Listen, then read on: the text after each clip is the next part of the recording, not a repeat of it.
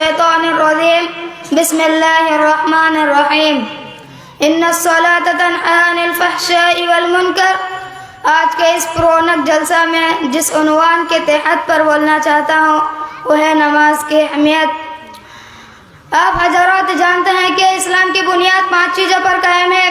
Number 1 कलमा शहादत का इकरार करना, नंबर 2 नमाज कायम करना, नंबर 3 ज़कात देना, नंबर 4 रमज़ान के रोज़े रखना, नंबर 5 अगर वसाअत हो तो हज करना।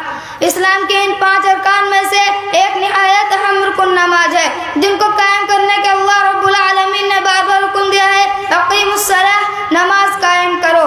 इसी तरह नमाज की अहमियत का जिक्र करते हुए फरमाता है, इन्नस्सलात तन्हा अनिल फहशाइ वल मुनकर, बेशक नमाज बेहयाइयों और बुराइयों से रोकती है। मेरे भाइयों, नमाज की अहमियत के बारे में बहुत सी हदीस भी आई हुई है, जैसे कि अब्दुल्लाह बिन मसूद रज़ियल्लाहु अन्हु बयान कहते हैं कि मैंने अल्लाह के रसूल सल्लल्लाहु अलैहि वसल्लम से पूछा, अय्युल अमाल अफ़ज़ल, कौन सा अमल सबसे फजीलत वाला है? क़ाल अस्सलातु लिवक़्तिहा, आप सल्लल्लाहु अलैहि वसल्लम ने फरमाया, नमाज को अपने वक्त पर पढ़ना। इसी तरह हदीस में नमाज को गुनाह का गुफ़ारा कहा गया है, नमाज को आंखों की ठंडक कहा गया है, नमाज को दीन का सुतून कहा गया है, जिसके बगैर दीन का कायम रहना मुश्किल है।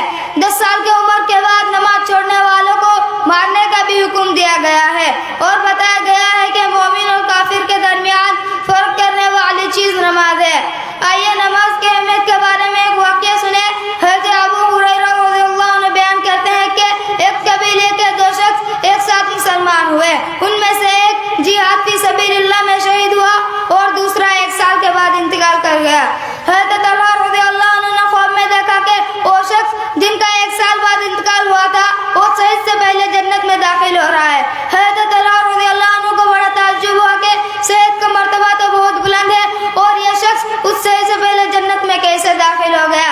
हज़रत तलहा रज़ियल्लाहु अन्हु कहते हैं कि मैंने अल्लाह के रसूल सल्लल्लाहु अलैहि वसल्लम से पूछा, जिस शख्स का इंतकाल बाद में हुआ क्या तुम उसका नेकियां नहीं देखते?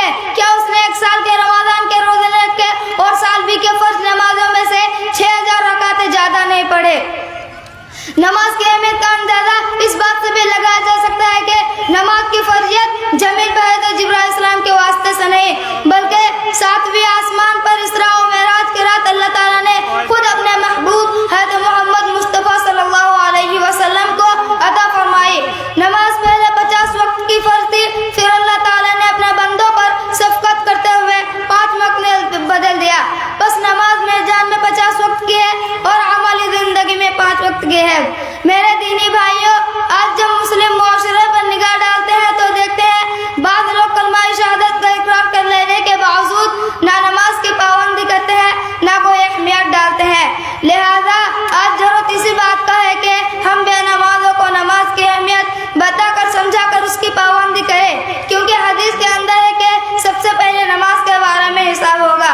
आखिर में अल्लाह ताला से दुआ है कि हम सबको नमाज की अहमियत समझाने और दूसरों को भी समझने की तौफीक अता फरमाए। आमीन। व आखिर दअवाना अनिल हम्दुलिल्लाहि रब्बिल आलमीन। अस्सलामु अलैकुम व रहमतुल्लाह। वालेकुम अस्सलाम व रहमतुल्लाहि व बरकातुहू। इसके बाद मैं दावत सुखन दूंगा क्लास 5 के मोहम्मद रफीक को के मौसूफ डाइस पर तशरीफ लाए।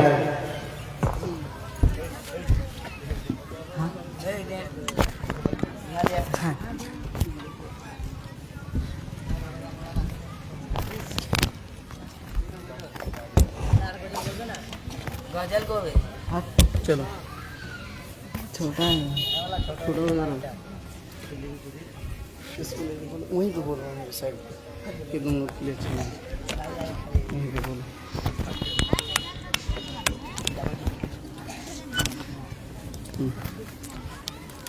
अस्सलामु अलैकुम व रहमतुल्लाहि व बरकातुहू। अल्हम्दुलिल्लाहि कफ़ा व सलामुन अला इबादिल्लाहि अल्लज़ीना इस्तफ़ा अम्मा बाद। फ़अऊज़ु बिल्लाहि मिनश शैतानिर रजीम। बिस्मिल्लाहिर रहमानिर रहीम। युसब्बितुल्लाहु अल्लज़ीना आमनु बिल क़ौलि साबित फ़िल हयातिद दुनिया। आज के इस अजीमुशान जलसा के स्टेज पर जिस मौजू पर बोलना चाहता हूँ उसका नाम है अज़ाब कब्र।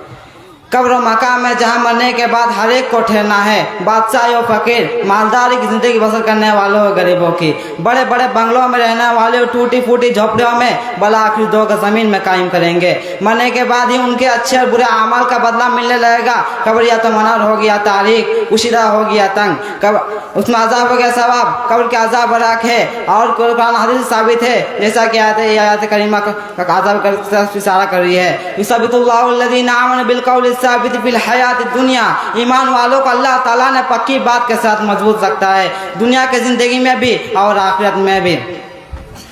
हज़रत बरा बिन आज़िब रज़ियल्लाहु अन्हु से रवायत है, रसूल सल्लल्लाहु अलैहि वसल्लम ने फरमाया, यह आयत करीमा अज़ाब कब्र से उतरी है। मेरे इस्लामी भाइयों, आइए अब अज़ाब कब्र के बारे में हदीस सुनें। हज़रत आयशा रज़ियल्लाहु अन्हा के पास एक यहूदी औरत आई, उसने अज़ाब कब्र का जिक्र छेड़ दिया और कहा, अल्लाह तुझको अज़ाब कब्र से महफूज रखे। इस पर हज़रत आयशा रज़ियल्लाहु अन्हु रसूल सल्लल्लाहु अलैहि वसल्लम से अज़ाब कब्र के बारे में दरियाफ्त किया तो आप सल्लल्लाहु अलैहि वसल्लम ने इसका जवाब दिया, हाँ अज़ाब कब्र बराक है। इसके बाद हज़रत आयशा रज़ियल्लाहु अन्हा कहती है कि मैंने देखा आप नमाज में बराबर अज़ाब कब्र से पनाह मांगते हैं। हज़रत अब्दुल्लाह बिन अब्बास रज़ियल्लाहु अन्हु बयान करते रज़ियल्लाहु अन्हु फरमाते हैं कि रसूल सल्लल्लाहु अलैहि वसल्लम मदीना या मक्का के बागात से गुजरे तो आपने दो लोगों की आवाज़ सुनी जिनको कब्र में अजाब हो रहा था। आप सल्लल्लाहु अलैहि वसल्लम ने फरमाया, इन पर अजाब हो रहा लेकिन कोई बड़ी गुनाह की वजह से नहीं। इनमें से तो एक पेशाब के छिंटों से बचता नहीं था और दूसरा चुगलखोरी करता था। हज़रत ज़ैद बिन साबित रज़ियल्लाहु अन्हु बयान करते हैं, रसूल सल्लल्लाहु अलैहि वसल्लम बनोजार के बाग में अपने खच्चरों के ऊपर सवार थे, हम सब लोग साथ थे। अचानक खच्चर हटा और बिदक गया, उम्मीद था कि आपको गिरा दे। वहाँ पर 5-6 कब्र थे। आप सल्लल्लाहु अलैहि वसल्लम ने पूछा, इन कब्र वालों को कौन जानता है? एक शख्स ने कहा, मैं। फिर आपने कहा, ये कब फौत हुए? उस शख्स ने कहा, ये सब शिरक में मरे हैं। आप सल्लल्लाहु अलैहि वसल्लम ने फरमाया, उम्मत कब्र में आजमाई जाएगी और फितना बढ़ेगी। अगर इस बात का डर ना होता कि तुम मुर्दों को दफन करना छोड़ दोगे तो मैं अल्लाह ताला से दुआ करके अज़ाब कर सुना दे जो मैं सुनता हूँ। इसके बाद हमारे तरफ मुतवज्जा हुए और फरमाए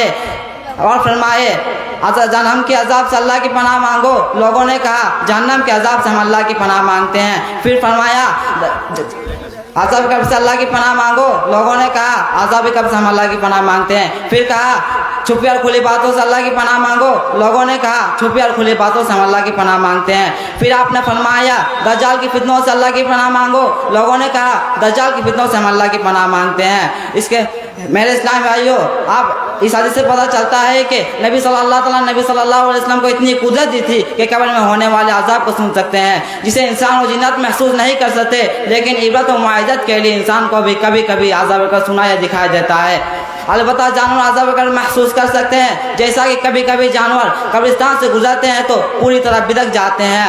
आखिर में अल्लाह ताला से दुआ है कि हम सबको अज़ाब कब्र से बचाए और ज़्यादा से ज़्यादा नेक अमल करने की तौफीक अता फरमाए। आमीन। व आखिर दवाना अनिल हम्दुलिल्लाहि रब्बिल आलमीन। अस्सलामु अलैकुम व रहमतुल्लाहि व बरकातुहू।